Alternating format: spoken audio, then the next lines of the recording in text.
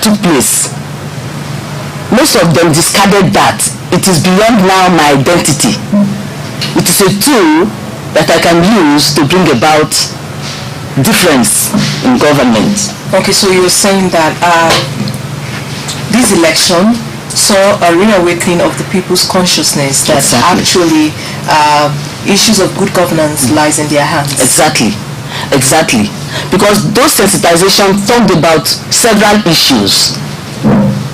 We talked about violence against women in politics. We talked about the youths not allowing themselves to be used as tools for violence.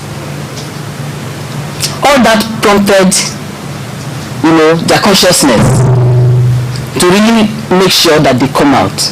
I am still very, very convinced that the number of voters that came out beat my imagination. Especially in Edo North, where most people, especially the women, they don't see their relevance in things like this. But they turned out en masse to cast their vote. Even the aged. We saw where children helped their aged parents. Even the sick. We saw where family members helped to bring them out. Because the sensitization was done from community to community, from street to street, one-on-one, door to door. Oh, okay. Now, this issue of vote buying, you were there on the ground. I want you to speak to that issue. Actually, as an observer, I would say that nobody was free from that. Nobody, no party was free from vote buying. It was like survival of the fittest. Or whose pocket is the deepest. And because of the level of poverty, people yielded by collecting. So I wouldn't say party A was free or party B was free. They all, there was buying and selling. Do you think it reflected in the general process altogether? If you say reflected, how? Was it visible? Is that what you mean? Or were people really buying into that idea of collecting? Yes. Because if I as an observer observed that, it shows that it was at the full blowing of everybody. But in some of the polling booths or units, some of us raised alarm. You now see them, they retreated and doing their own thing outside the polling units. But there was vote buying and selling. Now, if there was vote buying and selling, from reports that, I have, yes, most of the people that were arrested were more of citizens' arrest, not really by the security operatives. Yes. When citizens themselves, like I said, there was already an awareness. When you see something, say something. Some of these security agencies, it's like, my own is just to be here to ensure no violence occurs. Okay, go ahead. If you talk of citizens, they have to raise alarm. Let me tell you, if two of us were on the field and I'm gaining upper hand by what I'm delivering, you will raise an objection. I don't know if you understand. You tell the mind of that was what happened. For the security, they were just there watching, waiting for probably to come in if the situation escalates. But there was no escalation of that. In as much as citizens themselves, they knew what they wanted and they tried to draw a line. That was what happened. So if if what you're saying is that it was done in places where you monitor, where you observe, it was done in the open, and it is an electoral offense. Exactly. So when the security agents just sitting down watching, waiting for it to escalate? Yes, I wouldn't blame them. That's my own perception. You see, the security agencies, they've been given a mandate. If the uproar is going to escalate to violence, bloodshedding, but if it is something within them and everybody else is give and take, give me, why did you do this? And at the time it gets to a halt, it doesn't mean that they didn't do their work, because even seeing them alone there reduces what would have escalated. Seeing security men alone there, despite our argument, reduces what would have escalated. Okay, now apart from this issue of vote buying and selling, in the course of your observation, were there any other areas that you think that attention should be drawn to? Yes, the only area I would talk about is, like he said, we expected more than we saw on the field. We expected that. But at the same time, we are still saying it was okay. So we need more sensitization. We need government, to really do more of the sensitization, or strengthen the capacity of civil societies to do more of the sensitization.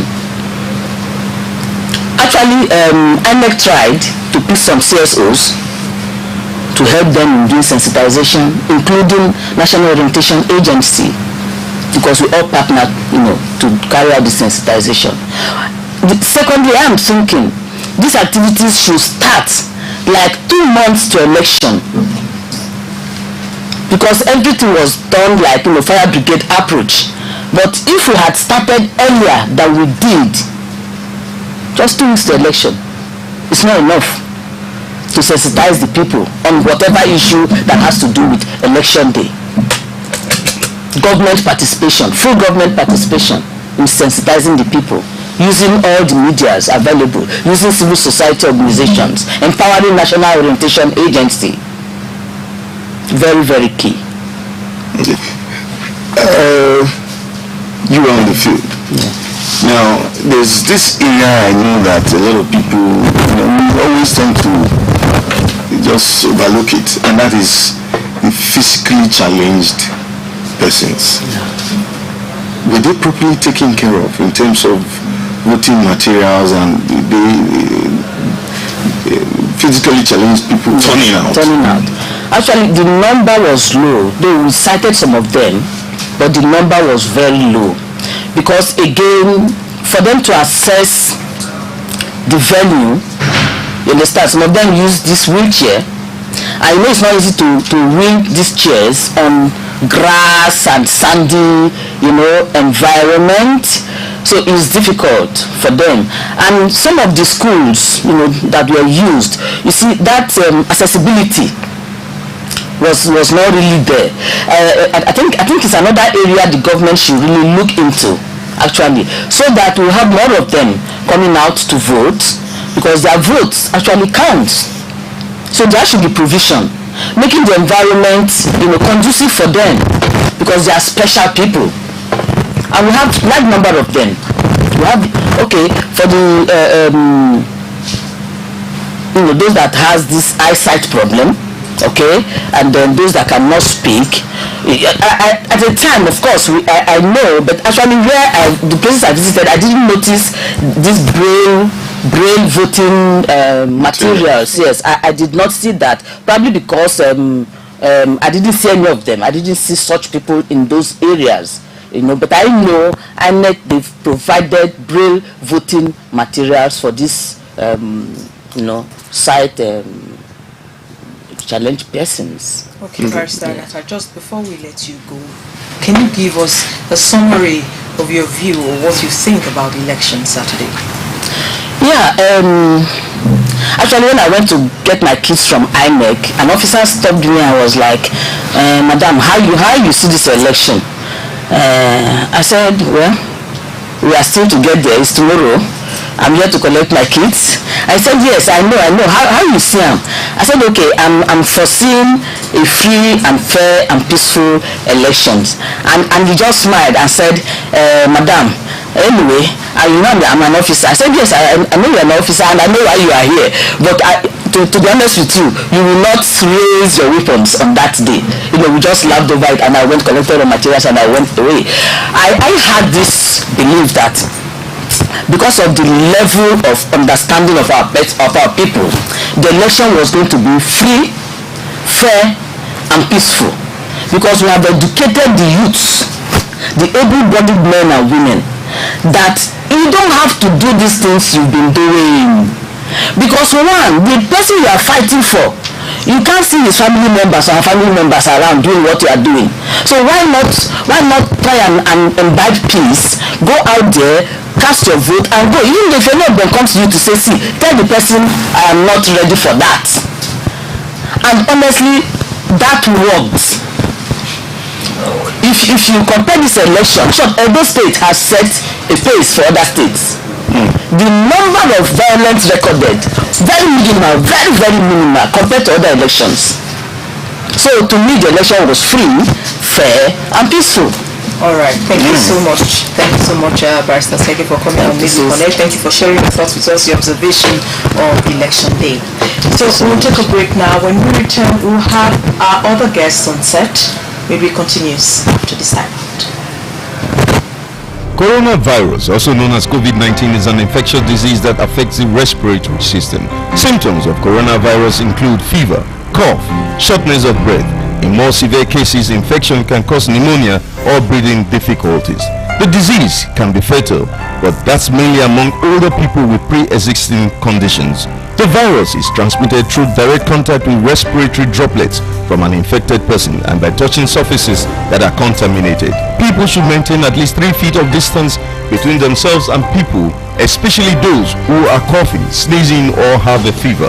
To prevent the coronavirus infection, wash your hands frequently for at least 20 seconds using soap and running water or alcohol-based hand rub, sanitizer, or gel.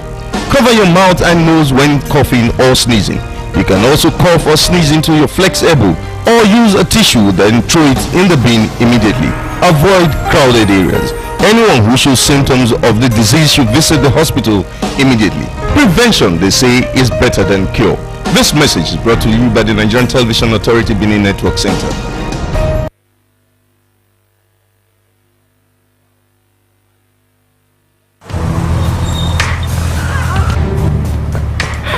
I need the police that can respond to emergencies fast. I want the equipment I need to do my job.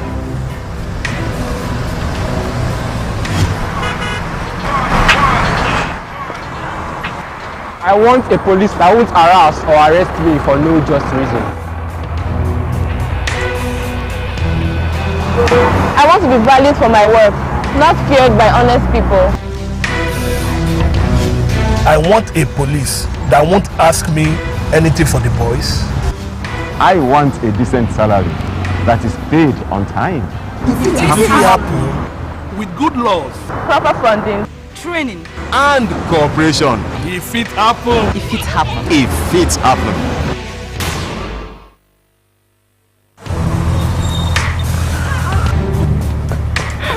I need the police that can respond to emergencies fast. I want the equipment I need to do my job.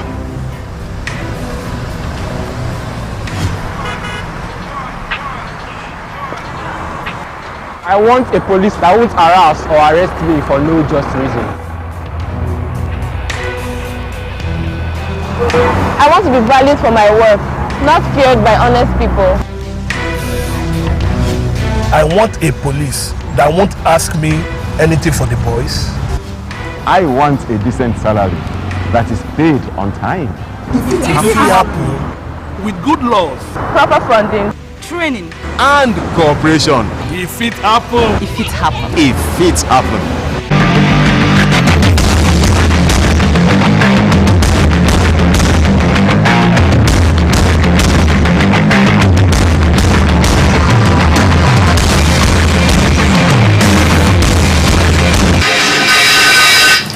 thank you for staying tuned. The program is still Midweek Connect. Yes, we are reviewing the Edo governorship election, perhaps lessons to learn from the process.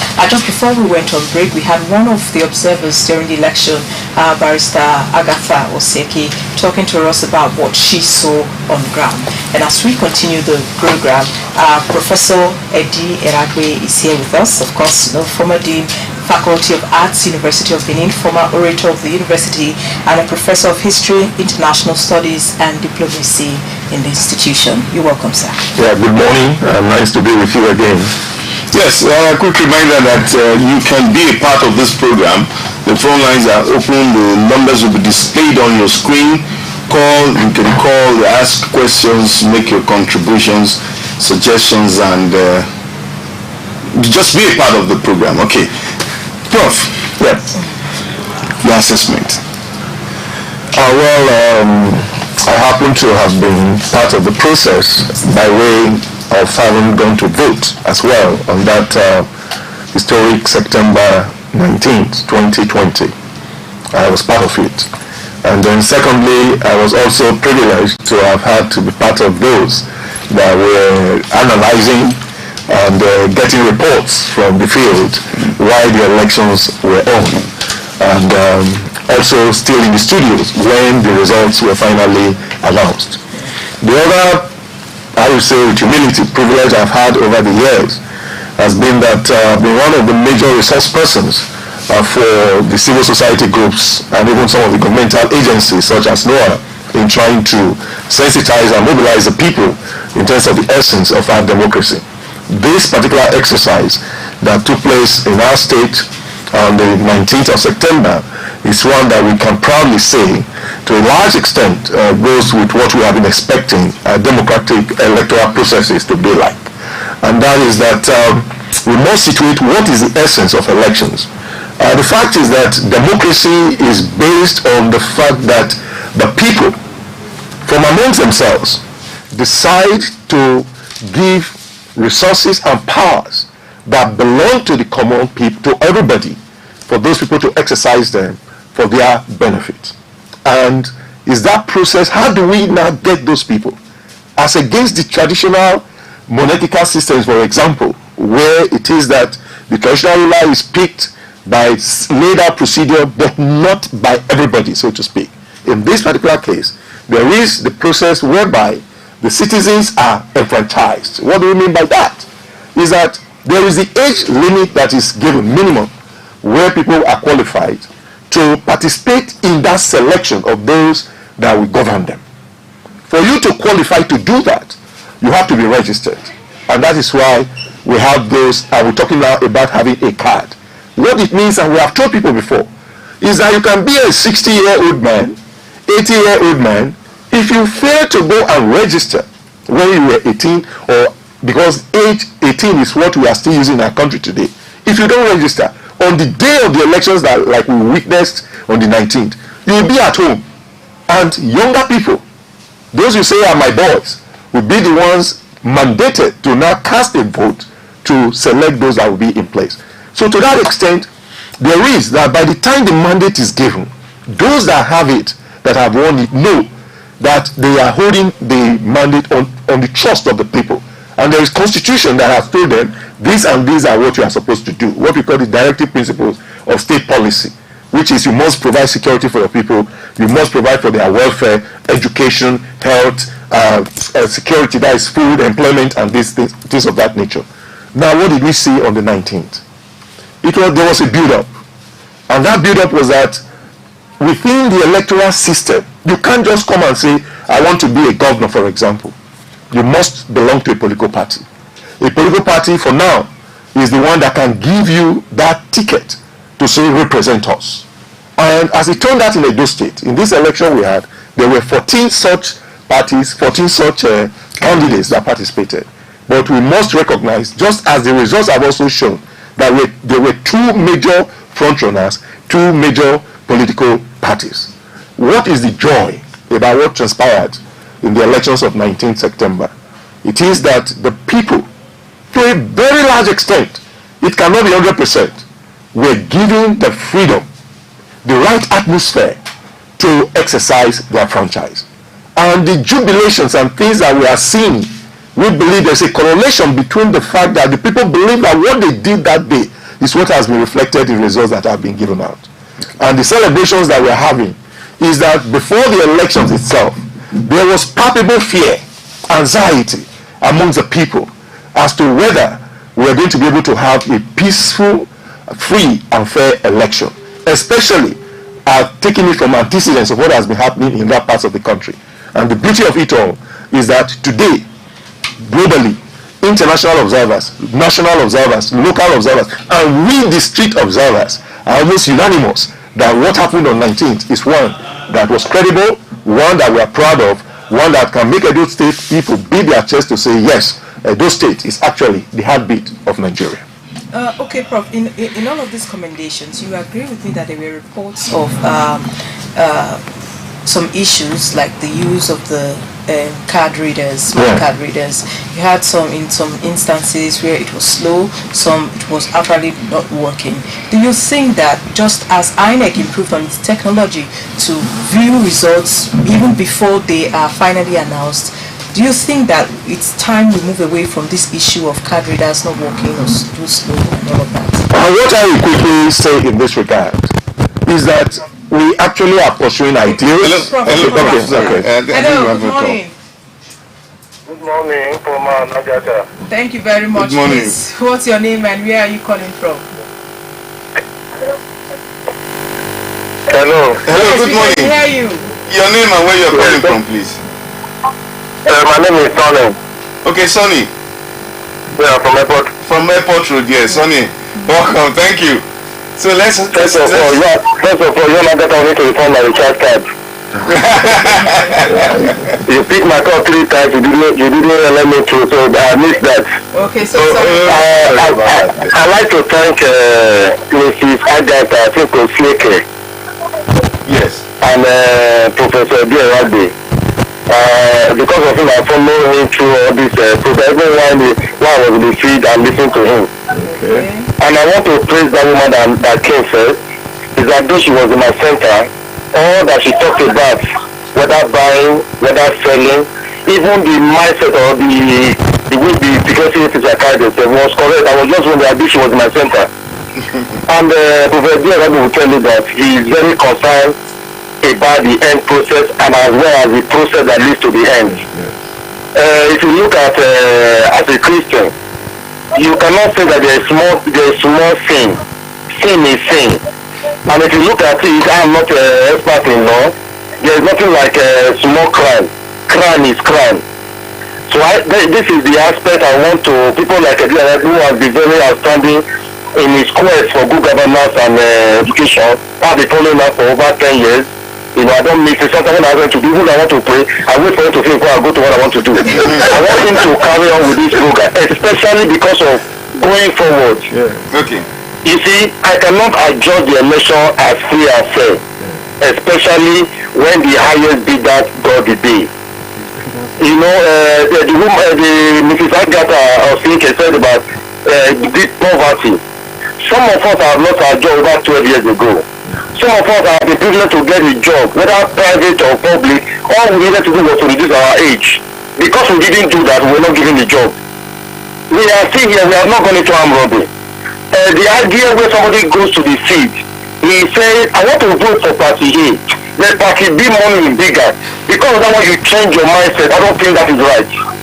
Lastly, I want to beg INEC and the federal government and especially the House of Assembly, the National Assembly. We need to formulate policy now so that we can go into what you call whether online voting. That one will solve the people coming to say, give me money.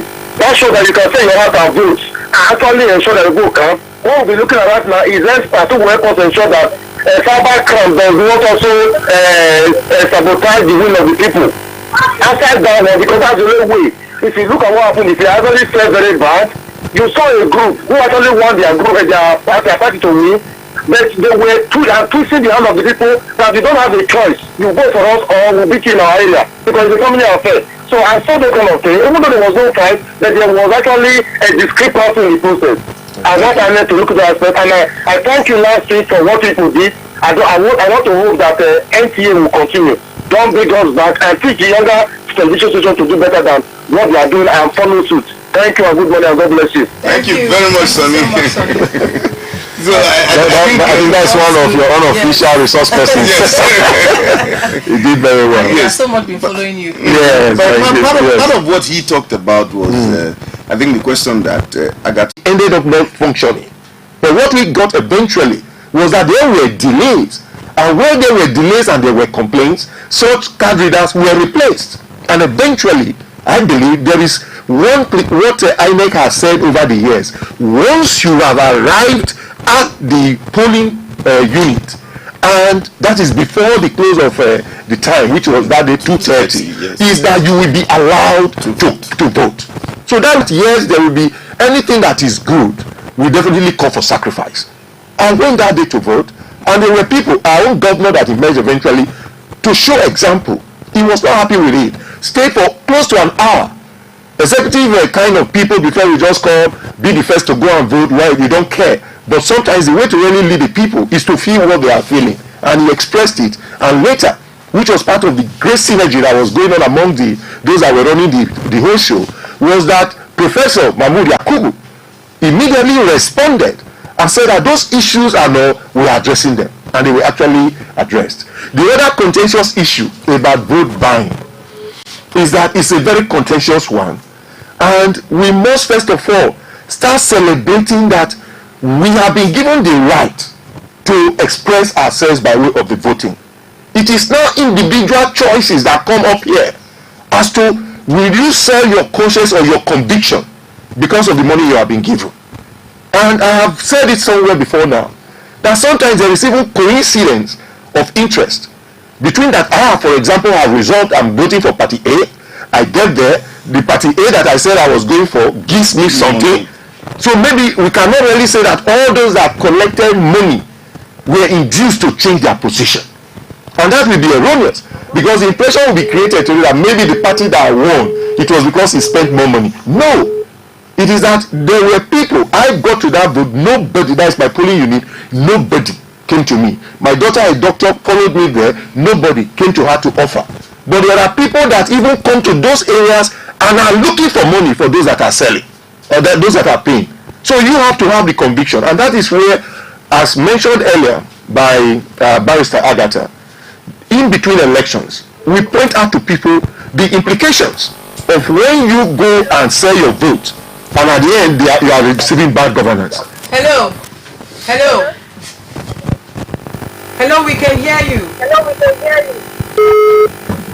Yes, sir. So what I am saying today is that we should use this period again to tell people that look, you have already been given the opportunity to vote. Why would it be for 2,000-3,000? We heard at a point that it was 5,000. I know, but those issues, like I'm saying, is that brother's own personal decision. Number two is that the mechanisms and methods that make it possible for that thing to be effective should not be checked. And what are we referring to in that case is that there were many people that said they collected money but still voted where they wanted. Because you can't just, there is no magic that if you give me money, for example, and I'm properly secluded by way of the secret ballot, yes, that you will not say, Eddie, I gave you 5K, why did you vote for the other party? It is only when such voting happens in a way that they can see you that there will be a problem. And that is where also we are saying that the citizens themselves should thank God, thank the system for giving them the opportunity to exercise their franchise, and should not sell their conscience or sell the vote that they have. Today, the celebration we have for Edo is that the people were itching to be allowed, which is the periodic thing about election, 4 years, to say the governor that has been in place, how has he performed? How is he doing? The man said, this is what I have done, this is what I plan to continue to do for you. And the people have said yes. We'll continue that. Let's take this call. Yeah. Hello, good morning. Yes, please turn down the volume of your TV set, please. Okay, good morning. Yes, let's meet you, your name and where you're calling from. My name is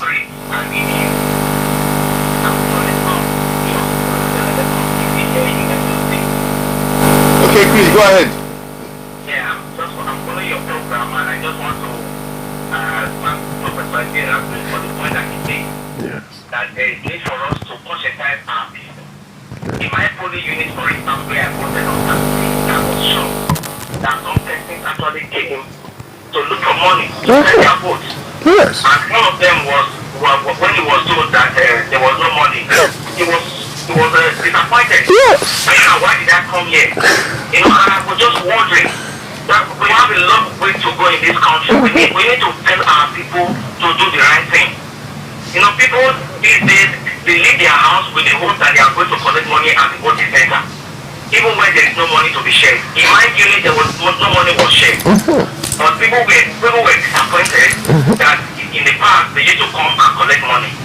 So we really need to do a lot to educate our people that they are performing their civic responsibility by coming out to vote, not just to come and collect money, enough for that matter. Right. Thank you. Thank you. Now he raised a very important point that I'm going to ask now.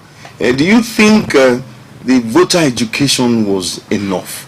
Because if people still decide to sell their votes, not mean that maybe there are some are not even aware that it is wrong. No, the point I want to raise here, from my study of elections and everything, even in the advanced democracies of the world, those that have been there, is that many variables come in when you are going to cast your vote. People, primordial considerations, issues such as religion before, question of ethnicity depending on the larger context in which you are speaking, gender, some of those matters, even eloquence, courage, most of these things come in. Then people sometimes look at the track record of those that want to contest for positions. The issue of money, I don't want us to overblow it as far as this election is concerned, because when we create the impression that this election was determined by money, no, because there were strong issues of personalities, strong issues of programs of performance or otherwise, strong commitment on the part of people that were ready to go out there to cast their vote. And that will explain why, despite the fear that was on, we did not deviate too far away from the performance in the last election of 2016 as far as in terms of turnout of voters. I was disappointed, I must say, that the number was more on the decline. But there are many reasons that could account for that. People have talked of the fact of the fear. That was one. But two, because I'm coming from a university community. Hello. Okay, hello. Sorry, Prof. You continue now. Yeah. I think. Good morning. Good morning. This is Michael calling from Benin from my Road. Okay, Michael, go ahead. The last caller, he was saying something concerning money, share money, all those. In my unit, where they share money before, on Friday night before or Saturday. And the ground of my unit, they were sharing food as if we are doing wedding party there. Yeah. So, nobody, all the parties, they share money. There's nobody share money. They share money, they share food, they share souvenir. Thank you.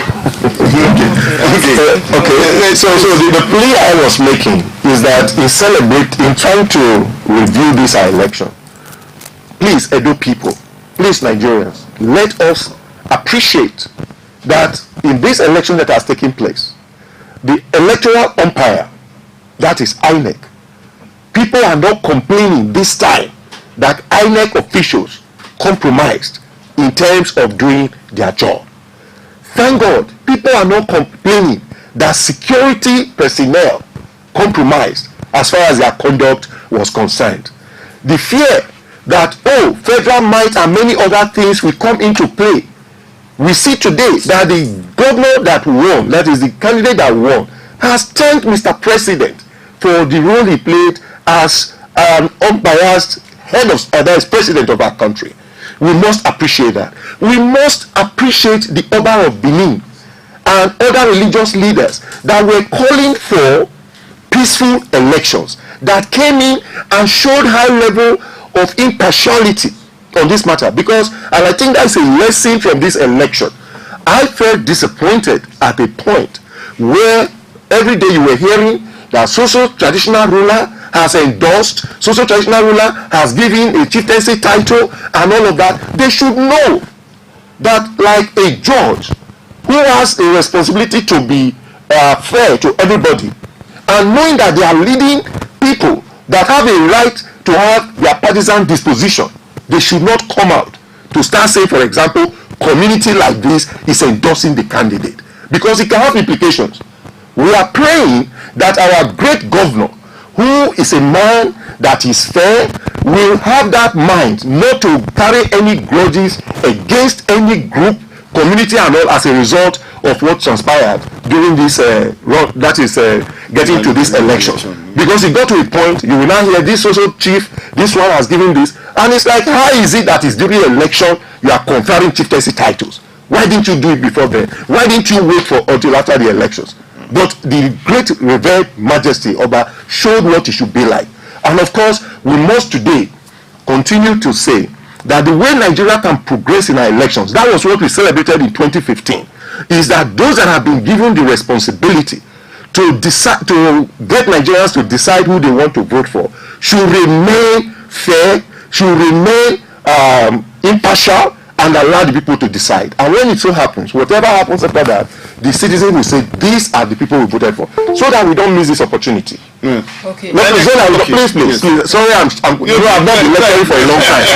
It is that one of the great things about democratic system is that those that are given mandate know that there is a periodic period they must be called upon to come and account.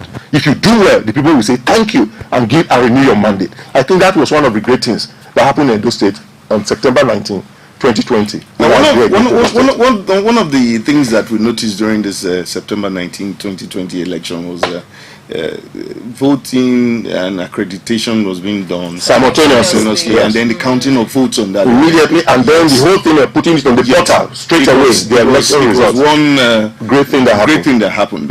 So, as a form of advice on your last words, what other ways, what other improvement do you think can be done? Just like our governor has said, INEC should further improve on that, because what it helps to do is that you know the result right there and nobody can alter it. That is one. Two, as already suggested here, let us start advancing by way of making it easier for people to cast their vote, even with tirelessly coming to face the vagaries of weather and the threats of insecurity and all. And we know America is trying to move out in that direction. But we should know that with these things, there are also always problems. Because the whole Donald Trump, president of the US, is already complaining that the one we are thinking that is the best way to go, they have been trying it in America. Because of COVID, they are also trying to do it again now, but it's already shouting that it's another thing that can be manipulated. If we know that there is internet fraud, there is manipulations of system, we should know that ultimately that may not be the result. The mindset of the people is very, very critical. Those that run the system and we the participants, as far as the elections are concerned. What it means, democracy is the way to go for our country. It must be sustained, it must be protected, and all stakeholders must perform their responsibilities in such a way that what is operating before us, we can be part of it and sing hallelujah. Thank God we are part of it. Thank you. Okay, thank you so much, Professor Dieragwe. We would have loved to go on a conversation, but for time. Thank you very much. And that's how it's been in this edition of Midweek Connect. Thank you so much for your time. Well, my name is Ufumais again. I want to say a very big thank you to you for being a part of the program.